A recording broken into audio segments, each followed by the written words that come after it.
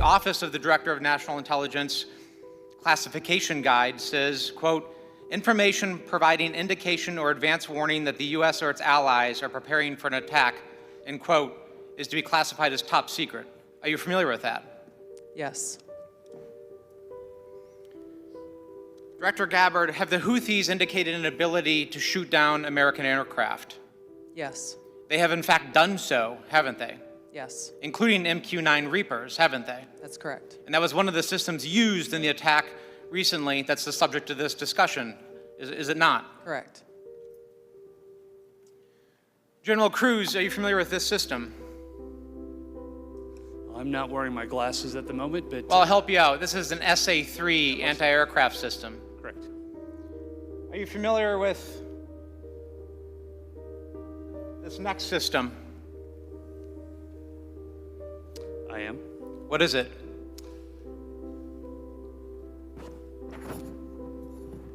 I'm going to have to ask you. It's an SA-6. I'm going to guess that... This is also an advanced anti-aircraft system, is it not? It is. It was used widely in the Balkans in the 90s, correct? And the Houthis also have this system, don't they? They certainly do. And they've employed it against our aircraft, have they not? They have attempted to, correct. I spent my life in service to this country. I deployed 3 times to combat in service to this nation. I learned in that time in service that responsibility is core to leadership. You accept responsibility when things go wrong. You admit mistakes. You set the standard from the very top. It is completely outrageous to me that the administration officials come before us today with impunity, no acceptance of responsibility, excuse after excuse after excuse, while we send our men and women downrange to do incredibly difficult, incredibly dangerous things on our behalf. And yet, nobody is willing to come to us and say this was wrong. This was a breach of security and we won't do it again. It is outrageous and it is a leadership failure, and that's why Secretary Hegseth, who undoubtedly transmitted classified, sensitive operational information via this chain, must resign immediately. You didn't hear that from me. You heard it from a sitting member of Congress, speaking directly to the officials responsible for protecting this country, declaring that Pete Hegseth should resign immediately over what was described as a complete failure of leadership. But what comes next is even more striking. People who once stood closest to Hegseth are now signaling that his time may be running out. One of his top aides has reportedly resigned and publicly described the Pentagon as being in total turmoil, portraying an organization consumed by confusion and dysfunction under Hegseth's leadership. According to those accounts, the problems have grown so severe that they've become a distraction at the highest levels of government. Supporters argue these challenges are being exaggerated, while critics say they reflect deeper leadership issues. Either way, the controversy has continued to intensify. Much of the controversy centered on Pete Hegseth's tattoos, particularly the Jerusalem cross displayed on his chest, and the Latin phrase Deus vult, meaning God wills it. The phrase was famously used as a rallying cry during the medieval Crusades, the series of religious wars launched by European Christians. Supporters often describe these symbols as expressions of Christian faith and history. However, critics argue they have also been adopted by some modern extremist groups. Organizations that monitor hate movements, including the Southern Poverty Law Center, have reported that Deus vult and similar imagery have been used by certain white nationalist and Christian nationalist groups, giving the symbols a highly controversial modern association. Those concerns have fueled debate over whether such imagery reflects personal religious beliefs or carries broader political and ideological implications. To better understand that controversy, journalists spoke with Matthew Taylor, a scholar who studies Christian nationalism and the author of The Violent Take It by Force. Taylor has written extensively about the rise of extremist movements and their potential impact on American democracy. Both of these symbols, there's an invocation or at least a reference to the Crusades. Now, the Jerusalem cross, that gets used all over the place. The Deus Vult tattoo tends to signal more far-right extremism. I do not know of any mainstream Christian groups or leaders who have embraced that in the modern world. According to a U.S. military official who spoke to NBC News, concerns about Pete Hegseth's tattoos reportedly influenced a decision to exclude him from the District of Columbia National Guard security mission during President Joe Biden's 2021 inauguration.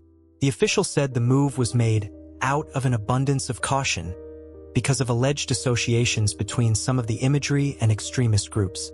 During his Senate confirmation process, Hegseth rejected suggestions that he held extremist views, arguing that he had been unfairly portrayed because of his religious beliefs. He highlighted the Jerusalem cross as a long-standing Christian symbol, noting that the same emblem appeared on the program for former President Jimmy Carter's funeral. He did not specifically address the Deus Vult tattoo during that exchange.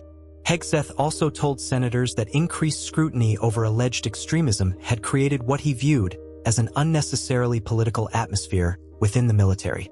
He has consistently described his evangelical Christian faith as central to his life and values. At the same time, it's important to distinguish between the symbols and the individual. While organizations such as the Southern Poverty Law Center have documented that the Jerusalem cross and the phrase Deus Vult have been adopted by some extremist groups, there is no public evidence that Hegseth has been directly involved with any extremist organization. Nevertheless, the debate over those symbols resurfaced during his confirmation hearings, with critics arguing that their modern associations warranted closer scrutiny, while supporters maintained they represent historic expressions of Christian faith rather than Who was extremism. involved in this thread that a lot of people want to talk to is Secretary of Defense Hegseth. And a lot of questions were brought up regarding his drinking habits in his confirmation hearing. To your knowledge, do you know whether Pete Hegseth had been drinking before he leaked classified information? I don't have any knowledge of Secretary Hegseth's personal habits. Director Radcliffe, same question. Yes or no? No, I'm going to answer that. I think that's an offensive line of questioning. The answer is no. I find it interesting that you Hey, want to. I yield back. I'm It's going to my answer. time. You asked me a Director, question. You want an director. answer? No, listen, You it's don't a want yes to or no. focus on the good work that the CIA is doing, that the intelligence community. Director, You I want to talk reclaim my about- time. Director, I reclaim my time. Here, I have huge respect for the CIA, huge respect for our men and women in uniform. But this was a question that's on the top of minds of every American, right? He stood in front of a podium in Europe holding a drink. So of course, we want to know if his performance is compromised. If people were asking if the General Austin was compromised because of a heart issue, Was his performance compromised because of a successful I yield strike? back, Mr. I bring my You want to I know? reclaim my You want to time. talk about accepting I reclaim my responsibility? time. Do you think you I should reclaim my accept time, Mr. responsibility Chairman. for a Let successful me ask- strike to make Americans safer? I You want to reclaim my focus time. on. I reclaim my time. So here's the thing. This is serious. As somebody, we've been briefed in this committee about using Signal. One of the things they basically said, the most secure phone call, the least secure text messaging. And we know that your people are Russians, Chinese are on your phone. Gentleman's time's expired. Listen to that. The controversy surrounding Pete Hegseth has continued to grow as critics point to a series of leadership disputes and security concerns. During a congressional hearing, senior intelligence officials declined to engage with questions about Hegseth's reported drinking habits, dismissing them as inappropriate. Critics argued that similar questions had been considered legitimate when raised about previous Defense Secretary Lloyd Austin, highlighting what they see as a double standard. Those earlier concerns have since been overshadowed by turmoil inside the Pentagon. Former Chief Pentagon spokesperson John Ulyott, who says he still supports the Trump administration's national security agenda, resigned and later described the department as being in total chaos under Hegseth's leadership. In an opinion piece, he claimed internal dysfunction had become a major distraction and criticized the handling of recent personnel changes and public controversies. The dispute intensified after 3 senior Pentagon officials were dismissed over alleged leaks. The former officials denied wrongdoing, saying they were never told what they were accused of or whether a formal investigation had even taken place. They also accused unnamed officials of damaging their reputations without evidence.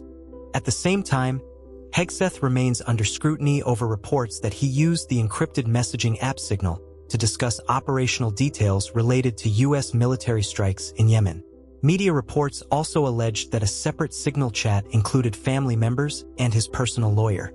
Those reports have fueled questions about operational security, although investigations into the matter remain ongoing. Critics argue these controversies reveal a broader pattern of poor judgment and leadership, while supporters maintain Hegseth has been unfairly targeted and that many accusations have been politically motivated. Regardless of where the truth ultimately lands, the ongoing investigations, internal disputes, and the public people you just criticism have fired placed the feel the need to Pentagon under defend- intense scrutiny and raised renewed questions about confidence in its leadership.